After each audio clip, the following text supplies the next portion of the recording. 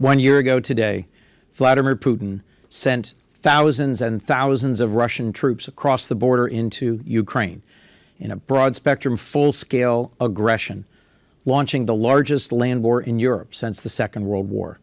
At the time, I was in Lithuania on a congressional delegation visiting American and NATO troops.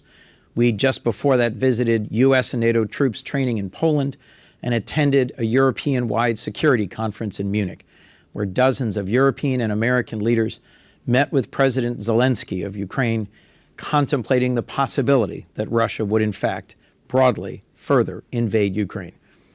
As we flew home a year ago today, knowing that missiles and jet fighters were flying in the air just a few hundred miles away, we were thinking about the brave Ukrainian defenders of Kyiv and praying that they would be successful.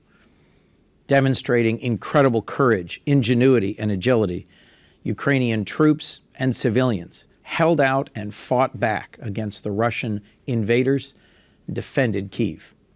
The battle for Kyiv and later battles for cities like Kharkiv and Kherson will be studied for decades as examples of how an outnumbered but flexible force beat back a more numerous, sophisticated invading force. The war in Ukraine still grinds on today in the south and east. And it's important we remember that it really began 8 years ago in 2014 when Russia first invaded the Crimea and Donbass. A key lesson from Putin and how he's conducted aggressive wars in Chechnya and Syria is that he will not give up. He won't stop attacking civilians. He won't stop committing war crimes. And we cannot stop either pushing back against his aggression.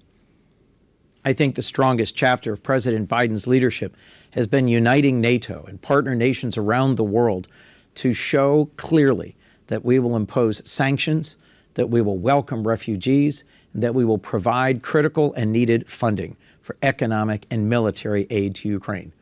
So far, we've delivered more than $50 billion, and we here in the Senate have fought hard to appropriate $50 billion more. In November, I traveled with Senator Portman to Poland and to Ukraine. We visited with American troops in Poland and with Ukrainian refugees, and in Kyiv, we had the chance to present President Zelensky with the Liberty Medal from our National Constitution Center. We witnessed firsthand the courage and leadership of the Ukrainian people. The bravery that they've shown in fighting back against Russian aggression is awe-inspiring.